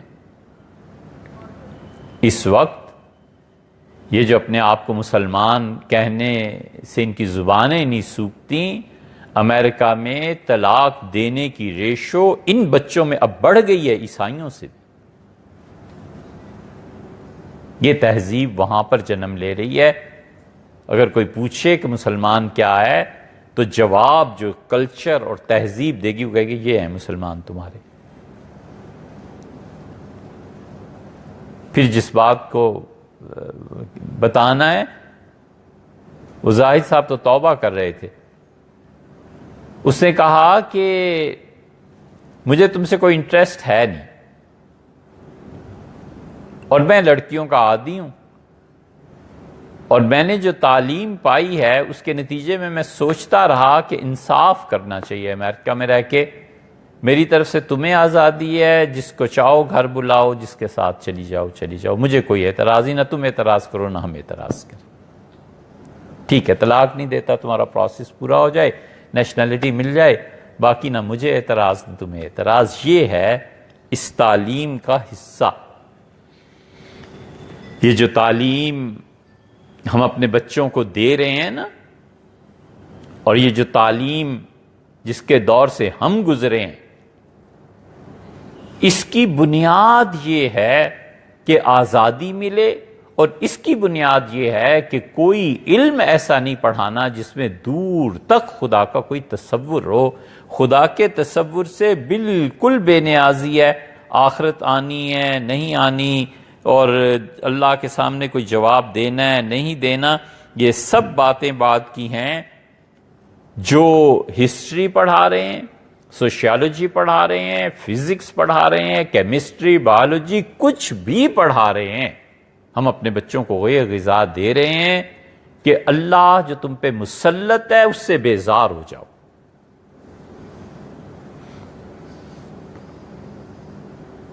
یہ مشاہدہ کر لو یونیورسٹیز میں جا کے، ایسی ایسی چیزیں دیکھنے میں آتی ہیں کہ سوچتے ہیں ہم کہ ذرا خدا کا خوف اسے ہوتا، کبھی یہ نہ کرتا۔ ذرہ برابر آخرت میں جواب دینے کا احساس اس لڑکی کو ہوتا کہ کسی نے پوچھنا بھی ہے مجھ سے کہ کدھر گئے تھے اور کیا کر کے آئی ہو، کبھی اس حرکت کو نہ کرتی۔ یہ اس جدیدیت کا نتیجہ ہے، اور یہ جدیدیت، ماڈرنزم کوئی ایک دم سے پیدا نہیں ہو گیا۔ پچھلی ایک صدی کو برپا کرنے کے لیے یورپ نے 3 صدیاں اس پہ خرچ کی ہیں، تب جا کر ریزلٹس نکلے۔ آپ کہتے ہیں راضی پیدا ہوئے، فلاں فلاں فلاں فلاں فلاں، مسلمانوں نے کئی صدیاں محنت کی ہے، تب جا کر یہ پروڈکٹس ہیں جو سامنے آئی۔ یہ لوگ ایسے ہی نہیں پیدا ہو گئے، علوم نے باقاعدہ ترویج پائی۔ حضرت رسالت مآب صلی اللہ علیہ وسلم جو کچھ کہتے تھے وہ اورل ٹریڈیشن تھی، ریٹن نہیں تھی۔ عرب کبھی بھی ریٹن ٹریڈیشن کے اتنے زیادہ قائل نہیں رہے، اورل ٹریڈیشن کے رہے ہیں۔ پنجاب جیسے، پنجاب میں ریٹن ٹریڈیشن نہیں رہی، پنجاب میں ہمیشہ اورل رہی۔ یہ ہی رانجھا، سسی پنو اور کیا کیا یہ جتنی ہیں، یہ سارے رامائن ہندوؤں کی کیا ہے؟ وہ زبانی یاد تھی نا، زبانی دہراتے تھے، ایک نسل دوسری نسل کو، دوسری تیسری چوتھی کو، تسلسل کے ساتھ یہ اورل ٹریڈیشن تھی۔ یہی وجہ تھی کہ عربوں کے حافظے بڑے مضبوط تھے۔ حافظے کا مضبوط ہونا علم نہیں ہوتا، یہ غلط فہمی ہے جو لوگ سمجھتے ہیں حافظے کے علم، حافظہ ایک چیز ہے جس کے ذریعے علم کو قید کیا جاتا ہے، بس اتنی بات ہے۔ اور کیا علم تو اس کے بعد آگے اس کے نتائج، اس کا استنباط، اس سے نئے نتائج پیدا کرنا، وہ ہوتا ہے حافظہ اچھا ہونا۔ کون سی ایسی بات ہے یار؟ اس لیے کہ علم کا خود ناقص تصور ہے نا، تو اس لیے حافظے کی تعریف کرتے ہیں۔ ہم کہتے ہیں پھر کیا ہوا یار، اتنی چیزیں کتابوں میں نکلی گئیں۔ عربوں میں اورل ٹریڈیشن، حضور اقدس صلی اللہ علیہ وسلم جو کچھ کہا صحابہ رضی اللہ عنہ نے رٹ لیا اسے، وہی اگلی نسل کو منتقل۔ یہی عرب جب نکلے ہیں ایران میں آئے ہیں تو یہاں ریٹن ٹریڈیشن تھی، لکھنے کا کام تھا۔ ایران سارا لکھنے پہ زور دیتا تھا، تہذیب تھی ان کی 2000 سال پرانی، اور اسلام کل 100 سال نہیں ہوئے تھے۔ نتیجہ یہ نکلا کہ ایرانی علاقوں میں امام بخاری رحمۃ اللہ علیہ پیدا ہوئے۔ وہ چونکہ ماحول سارا لکھنے کا تھا، انہوں نے اورل ٹریڈیشن کو ختم کر کے لکھ دی بخاری۔ امام بخاری رحمۃ اللہ بخاری ہی کے تھے نا، عجم تھا نا، عرب تھوڑے ہی تھے یہ لوگ۔ امام نسائی رحمۃ اللہ علیہ ابو داؤد سجستان میں پیدا ہوئے، ابن ماجہ قزوین ایران میں پیدا ہوئے، موجودہ ایران میں۔ یہ سارے علاقے موجودہ ایران کے۔ اس لیے جو لوگ کہتے ہیں نا کہ حدیث اتنے 100 سال بعد لکھی گئی، تو وہ یہ بنیادی غلطی کرتے ہیں کہ وہ سمجھتے ہیں اورل ٹریڈیشن کوئی چیز، انہیں پتہ ہی نہیں بیچاروں کو۔ ہم کہتے ہیں یار وہ اورل ٹریڈیشن تھی، اور اس کے بعد جب ایران فتح ہوا ہے تو تب لوگوں نے لکھنا شروع کیا۔ امام ابو حنیفہ رحمۃ اللہ خود اجمی تھے، شافعی اور مالک اور امام احمد رحمہ اللہ یہ خالص عرب تھے۔ امام شافعی مکہ مکرمہ کی پیدائش، امام مالک مدینہ منورہ، امام احمد بن حنبل رحمۃ اللہ علیہ اگرچہ بغداد میں، لیکن یہ سارے خالص عرب قبائل ہیں۔ یہ واحد آدمی ہیں امام ابو حنیفہ رحمۃ اللہ علیہ جو اجمی ہیں، اور اجمیت یہ جو آئی ہے انہوں نے لکھا ہے، اور ان میں صلاحیت یہ تھی اجتہاد کی، اس لیے امام ابو حنیفہ رحمۃ اللہ علیہ کے اجتہاد تک باقی ائمہ میں کوئی نہیں پہنچ سکا۔ یہ جتنی بھی چیزیں، یہ اس جدید ذہن نے، اس تہذیب نے، اسلام نے صدیاں لگائیں، تب جا کر غزالی اور رومی اور فلاں پیدا۔ اس جدید تہذیب کو جنم دینے کے لیے یورپ نے 3 صدیاں پوری لگائی ہیں، تب جا کر چوتھی صدی جو 18ویں 19ویں آپ کہیے یا 20ویں صدی کہیے، 20ویں صدی کہیے، یہ 20ویں صدی تب جا کر آئی ہے جس میں انہوں نے پوری دنیا کی ذہنیت کو بدلا، اور انہوں نے کہا یہ ہے جدیدیت، یہ ہے نظام تعلیم۔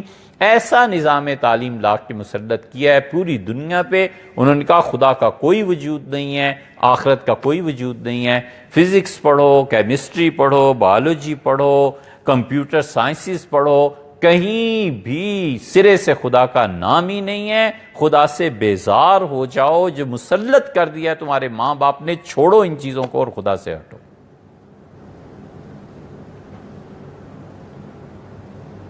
یہ اس نظام تعلیم کے نتائج ہیں، اور اس نظام تعلیم نے صرف یہی بربادی نہیں کی، بربادی یہ بھی کی کہ چلو یار اس نظام تعلیم کو پڑھ کے بھی تم نے کچھ کام کیا ہوتا تو پھر مانتے، اس فزکس کو پڑھ کے بھی تم نے کچھ ایسا کام کیا ہوتا کہ فزکس کے علوم میں اضافہ ہوتا، جو اس کے ماہرین ہیں وہ مانتے، کہتے یار کام کیا ہے، وہ بھی کچھ نہیں، پھر بھی بھکاری ہی رہے نا۔ فزکس جو بچے آج سے 50 سال پہلے پڑھتے تھے وہ بھی یورپ سے درآمد تھی، اب جو پڑھتے ہیں وہ بھی ادھر ہی کا نظریہ. اب سے 50 سال بعد تم نے خود کیا کیا؟ کچھ بھی نہیں. کیمسٹری میں آپ نے کتنا اضافہ کر لیا، مانا بھیا آپ ڈاکٹر ہو گئے، آپ نے میڈیکل میں کتنا اضافہ کیا، پھر بھی وہی بھکاری کے بھکاری ہی رہے، پھر بھی انہی کے دریوزہ گر رہے. یا تو خود بھی کچھ کر لیا ہوتا نا. تو ہم کہتے ہیں اس نظام تعلیم میں یار کمال یہ ہے، کتنے سائنٹسٹ پیدا ہوئے ہمارے یہاں، کتنے ایجوکیشن کے باب میں، تعلیم کے باب میں کتنے بڑے نام ہیں. ڈاکٹر عبدالقدیر خان خالصتاً زیرو سے شروع کر کے بغیر ویسٹ کی مدد کے کوئی چیز لے آتے، ہم کہتے ہیں حضرت کمال ہے. آپ سوچیں تو صحیح، ہم اپنی نسلوں کو پڑھا کیا رہے ہیں، خود ہم نے کیا پڑھا. اس لیے ہم نے اپنی آنکھوں سے دیکھا ہے بڑے بڑے بایولوجی کے ماہرین اور زالوجی اور کیا کیا چیزیں پڑھے ہوئے. یورپ میں جب دیکھا اور امریکہ میں جا کر دیکھا تو وہ جو بیٹھا ہے کسی ڈاکٹریٹ کیے ہوئے آدمی کے سامنے تو ایک ٹکے کی اس کی وقت نہیں تھی. وہ جانتا تھا کہ تم کتنی فزکس جانتے ہو، تم 10 مرتبہ بھی پیدا ہو جاؤ نا تو وہ فزکس کی بات نہیں کر سکتے جو میں جانتا ہوں. ایک ٹکے کی وقت نہیں. وہ کہتے ہیں اچھا کیا ہوگا، پی ایچ ڈی ڈاکٹر ہو، کیمسٹری کی ہے، وہ اندر سے جانتا ہے کہ پی ایچ ڈی اس کے ملک میں کیسے ہوتی ہے، ڈاکٹریٹ کی سند کیسے ملتی ہے، اور اس نے کیا کیا ہوا ہوگا، 4 لفظوں میں اسے مار دیتا ہے.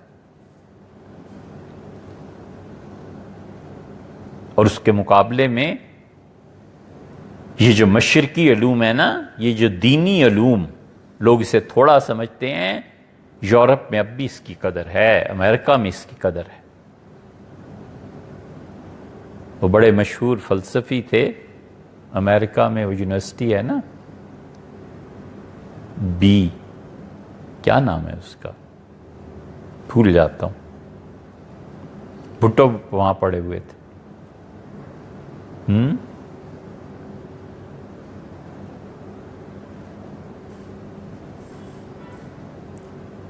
بڑا فلاسفر تھا، بہت بڑی یونیورسٹی امریکہ. ہمیں وہاں ایک مالکی دوست تھے، وہ لے گئے. وہاں ایک ڈاکٹر تھے، ڈاکٹر تو خیر بہت چھوٹا سا لفظ ہے، پی ایچ ڈی بہت چھوٹا سا لفظ ہے، 28 تو وہ زبانیں جانتے تھے. ہمارے یہاں بڑے سے بڑا آدمی بھی اردو، پنجابی، انگلش جانتا ہی کتنی ہے. اردو کی اخبار تو پڑھی نہیں جاتی، انگلش اس کی یقین مانو ڈان نہیں پڑھ سکتے. ایم اے انگلش کیا ہوا ہے، ڈاکٹریٹ کی بھی ہے انگلش میں، مگر جو زبان ہوتی ہے اسے نہیں جانتا. وہ کیا. اور وہاں ایسے ایسے لوگ ہیں، ہم جب ان کی خدمت میں حاضر ہوئے 28 زبانیں جانتے تھے. اور ہم نے کہا آپ بڑے پڑھے لکھے ہیں. تو اس نے کہا sir you have traditional knowledge, may be you know better than me. اس نے کہا آپ نے اپنی روایات کو یاد رکھا ہے، آپ کے پاس وہ علم ہے جو آپ کی تہذیب کا ہے، ممکن آپ مجھ سے زیادہ جانتے ہیں. یہ اس کا اعتراف اس لیے تھا کہ مشرقی علوم، یہ جو علماء پڑھتے ہیں، یہ جو تعلیم ہے، یہ اپنے درجے میں خود اتنی بڑی چیز ہے کہ بہرحال علم ہے، اس کو مانا جاتا ہے. اور گھنٹہ ملاقات نہیں یہی ہوگی، شاید یہ گھنٹہ ہوا ہوگا، اتنا ہی ہوا ہوگا. انہوں نے کہا میں لکھ دوں آپ کو، یہ میری پرچی لے جائیں اور آپ یہاں آ جائیں ہماری یونیورسٹی میں، یہاں سے ڈاکٹریٹ کریں. بڑی تمنا تھی کہ کاش ہم کبھی اس یونیورسٹی میں پڑھے ہوتے، مگر ظاہر ہے کہ عمر ایک ہی ہے. 28 زبانیں وہ آدمی جانتا تھا. ہم کہتے ہیں تم نے اس نظام تعلیم کو پڑھ کے مارکا کیا مار لیا، عزت کتنی اپنی بنا لی، ویسٹ کتنا قائل ہو گیا کہ تم کچھ بھی نہیں، ایک ٹکے کو نہیں لکھتے. کہتے ہیں ہمیں معلوم ہے تمہارے ملک میں پی ایچ ڈی کیسے ہوتی ہے اور ڈاکٹریٹ کی سند کیسے ملتی. ہم اس نظام تعلیم میں جو گرفتار ہیں نا، اسی لیے میں کئی بار دوستوں سے کہتا ہوں کہ کوئی زیادہ بڑی بات نہیں، 20-30 کروڑ روپے جمع کرو، ہم اس نظام تعلیم سے نکلیں، کسی طرح ہم اپنی اگلی نسلوں کی جان چھڑائیں اس غلامانہ ذہنیت سے، اور ہمارے ہاں بچے ایسے پیدا اور تیار ہوں جو چیلنج کر سکیں، جو آئندہ صدیوں میں چل کے کام کر سکیں کہ یہ ہے کائنات کی حقیقت۔ لیکن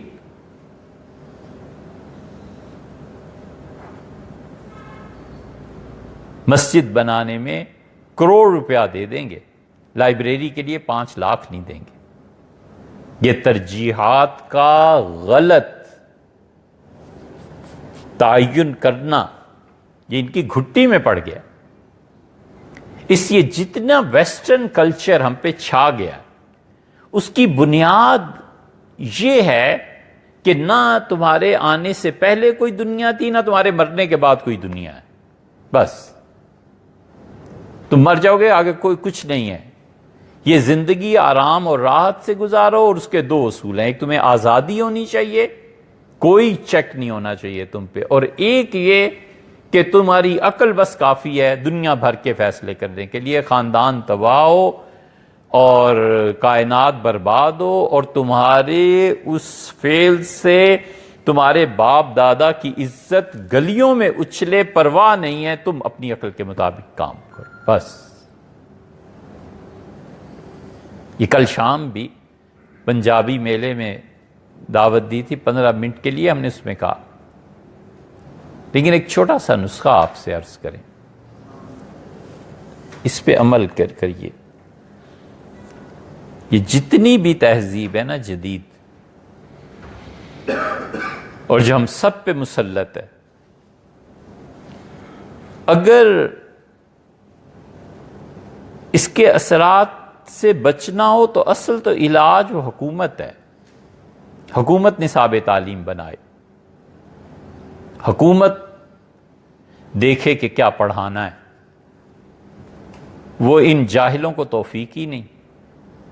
ایک نظام تعلیم اگر درست ہو جاتا تو اس وقت یہ ہمارا ملک اور پاکستان پوری امت کو لیڈ کرتا، کر اب بھی رہا ہے، لیکن یہ نظام تعلیم نہیں ہے ٹھیک۔ سعودیہ نے اپنے نظام تعلیم میں توحید ڈالی تھی، اور وہاں کا بچہ پہلی کلاس کا اور ڈاکٹریٹ تک مر جائے گا مگر شرک کے قریب نہیں پھٹکتا۔ کیوں؟ اس لیے کہ نظام تعلیم کئی صدیوں سے توحید کی بنیاد پہ چل رہا۔ غلط ہے صحیح ہے الگ بات، انہوں نے اپنی تعلیم کی بنیاد تصوف کی مخالفت پہ ڈالی تھی، اب تک چل رہا ہے، اور اتنی شدید مخالفت ہے کہ ابھی پچھلے ہی برسوں میں وہ بات آئی کہ اس نے شاہی خاندان کو تجویز لکھی کہ دنیا میں اگر شرک کا خاتمہ کرنا ہے تو حضور اقدس صلی اللہ علیہ وسلم کو راتوں رات قبر کھودی جائے اور میت کو کسی نامعلوم مقام پر دفن کر دیا جائے۔ اور آگے سے جو جواب آیا وہ یہ کہ مناسب نہیں، بجائے اس کے کسی تعزیر لگاتے اور کہتے یہ حضرت رسالت پناہ صلی اللہ علیہ وسلم کی توہین ہے، کدھر جا رہے ہو؟ یہ نہیں کہا، بس یہ کہا کہ مناسب نہیں۔ یہ اثر ہے اس تصوف کی مخالفت کا، جو یہاں ایک مثال دے رہے، ویسٹ میں بھی یہی ہے، جو انہوں نے پڑھایا سو ہے، لیکن انفرادی سطح پہ جو کام کیا جا سکتا ہے نا، اسے یہ شعبان آ رہا ہے، شعبان، رمضان، شوال، ذی-القعدہ اور ذی الحج، 5 مہینے کرنا چاہیے، پھر دیکھو اس کے ریزلٹس کیا نکلتے ہیں۔ یہ بڑی قیمتی بات ہے جو آپ سے عرض کر رہے ہیں۔ اس سارے نظام تعلیم اور تہذیب کے جواب میں ہم میں سے ہر شخص کو ایک کام کرنا چاہیے بس، اور وہ چھوٹا سا کام یہ کرے کہ اپنے ہر عمل میں، ہر کام میں، ہر سوچ میں، ایک ہے ارادہ، ایک ہے عمل، اور ایک ہے مجموعی اعتبار سے اعمال کے نتائج، جو کبھی کبھی اختیاری بھی ہوتے ہیں۔ ہر مرحلے پہ یہ سوچنا چاہیے، ویسٹ ہے نا، ہر مرحلے پہ خدا سے دوری ہے نا، نظام تعلیم ایسا کہ خدا کا تصور پرچھائی نہ پڑے، آخرت کے نام ہی نہ آئے۔ بالکل اس کے برعکس ہر عمل میں، ہر سوچ میں، ہر کام میں بس اتنا سوچ لینا چاہیے کہ میرا یہ عمل، میری یہ تعلیم مجھے خدا کے قریب کر رہی ہے، اس کی معرفت میں اضافہ کر رہی ہے یا دور کر رہی ہے، بس تیسری کوئی راہ نہیں ہے۔ انسان کا ہر عمل یا تو اسے خدا کے قریب کرتا ہے یا خدا سے دور کرتا ہے، تیسری کوئی راہ نہیں ہے۔ 5 مہینے اس کی پریکٹس کرے کہ جو کام کرنے لگا ہوں یہ مجھے اللہ سے قریب کرے گا یا اللہ سے دور کرے گا، یہ جو میں تعلیم حاصل کر رہا ہوں یہ مجھے اللہ سے دور کر رہی ہے کہ قریب کر رہی ہے، یہ جو جاب میں کر رہا ہوں یہ مجھے اللہ سے دور کر رہی ہے کہ قریب کر رہی ہے، یہ جو کتاب میں پڑھ رہا ہوں یہ کتاب مجھے خدا کے قریب کر رہی ہے یا خدا سے دور کر رہی ہے۔ پریکٹس کرے اس کی۔ بظاہر یہ چھوٹی سی بات ہے لیکن مغرب کے مقابلے میں یہ ایک ایسا بیج ہے کہ اس کا پیڑ جب پھوٹے اور اس پہ جو پھل آئیں گے وہ آدمی کو اللہ کی معرفت سے شناسا کر دیں گے، خدا کی معرفت حاصل ہوگی۔ پریکٹس کرنی چاہیے کہ میرا یہ کام مجھے اللہ کے قریب کر رہا ہے یا دور کر رہا ہے، میں اپنی اولاد کو جو پڑھا رہا ہوں یہ میرے بچوں کو خدا کے قریب کر رہی ہے یا خدا سے دور کر رہی ہے۔ چھوٹی سی بات لیکن آدمی جب کرتا ہے نا تو پھر پتہ چلتا ہے کہ کس پل سے گزر رہا ہے، اسی میں نفس ٹوٹتا ہے، اسی میں آزادی، خود انسان اپنی حدود متعین کرتا ہے۔ دیکھو انسان جب اپنے دوست کے ساتھ جا رہا ہوتا ہے نا تو کبھی اپنا رائٹ ہینڈ ہوتا ہے اور دوسرے دوست کا جب ہاتھ تھامتا ہے تو وہ لیفٹ ہینڈ ہوتا ہے۔ یہ نہیں ہو سکتا کہ دونوں ایک دوسرے کا دایاں ہاتھ پکڑ کے چلے۔ کبھی آدمی جا رہا ہوتا ہے تو اپنا ہاتھ دایاں ہوتا ہے اور دوست کا ہاتھ بایاں ہوتا ہے۔ زندگی ایسے ہی ہے، کبھی آزادی سے کام ہوتا ہے اور کبھی پابندی سے۔ اس لیے عمر بن عبدالعزیز رحمۃ اللہ علیہ بڑے آدمی تھے نا، کسی نے کہا کہ عمر بن عبدالعزیز سے کہ آپ نے سب سے بڑی نیکی کوئی کی ہو، انہوں نے کہا میرے لیے سب سے بڑی نیکی یہ ہے کہ خود میرا نفس بھی چاہے کہ میں وہ کام کروں تو مکمل اطمینان سے وہ نیکی کرتا ہوں۔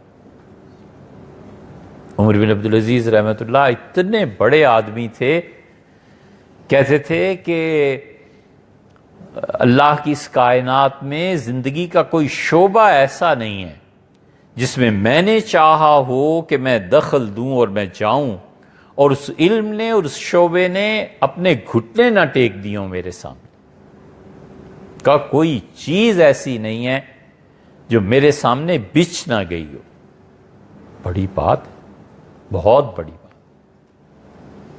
زندگی کا گھوڑا اسی آدمی کو سجتا ہے جو زندگی کو اپنی دونوں رانوں کے درمیان رکھ کے لگام اپنے ہاتھ میں رکھ کے، یہ بھی زندگی ہے کہ اپنی لگام نفس کے ہاتھ میں دے دے۔ لا حول ولا قوت الا باللہ، پاگل ہے۔ زندگی انہی کو سجتی ہے۔ اگر زندگی یہ نہیں ہے تو پھر مر جانا چاہیے، کوشش کرنی چاہیے کہ آدمی زیادہ بوجھ نہ بنے اس دنیا کا۔ زندگی ان لوگوں کو زیبا ہے جو اپنے نفس کی لگام اپنے ہاتھ میں رکھتے ہیں کہ کدھر جاتے ہو بھئی، میں نے تم پہ حکمرانی کرنی ہے یا تم نے مجھ پہ۔ عمر بن عبدالعزیز رحمۃ اللہ کا زندگی کا کوئی شعبہ ایسا نہیں ہے جس میں عمر داخل ہوا ہو اور اس شعبے نے اپنے چاروں شانے نہ بچھا دی ہوں اور میں نے اس پہ سواری نہ کی۔ کیا بات ہے۔ اور پھر فرمایا کہ اب ایک جنت رہ گئی ہے، اس کو بھی دیکھیں گے۔ طبقات ابن سعد میں ایسی باتیں ان کی آتی ہیں. ہم نے دوستوں سے کہا کہ جنت بھی عمر بن عبدالعزیز رحمۃ اللہ علیہ کو اس اطمینان کے درجے تک نہیں پہنچائے گی، اس سے بھی مزید کی طلب ان میں ہوگی، اور ان کی روح جب پہنچی ہوگی تو انہوں نے کہا ہوگا کہ اللہ اب آپ کو دیکھنا چاہتا ہوں، ایک ایسے سفر کے لیے جس کی کوئی انتہا ہی نہیں ہے، اور جس کی ہر صبح شام سے مختلف اور شام صبح سے مختلف. ہمت ہے نا.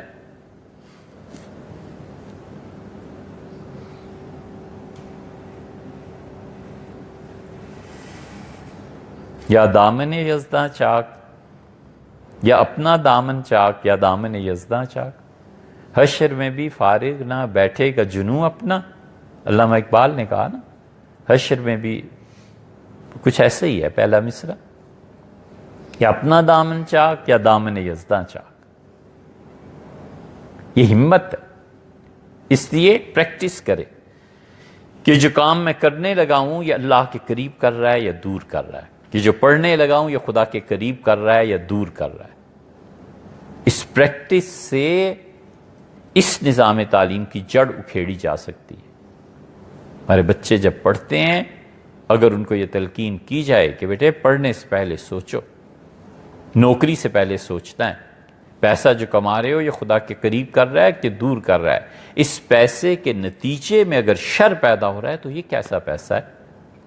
شیخ عبدالقادر جیلانی رحمۃ اللہ علیہ فرماتے تھے کہ میں حرام اور حلال کو پہچانتا ہوں، جب لوگ خرچ کرتے ہیں تو پتہ چل جاتا ہے کہ پیسہ کمایا کیسے ہوگا.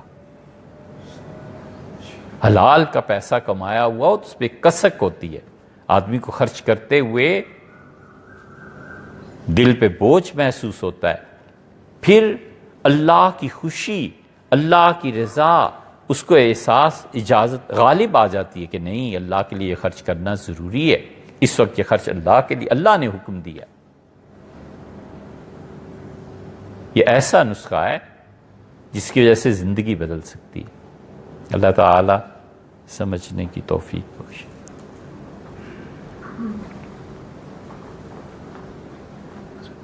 یونیورسٹی کا انہوں نے بتایا تھا ہے بارکلے یونیورسٹی. ہاں بھئی وہ برکلے یونیورسٹی تھی. ابھی بھی تمنا ہوتی ہے کہ کاش کچھ وقت جا کے وہاں پہ پڑھیں. برکلے یونیورسٹی تھی، انہوں نے آفر کی تھی ہمیں ڈاکٹریٹ کی. اللہ کا شکر، اللہ کا احسان.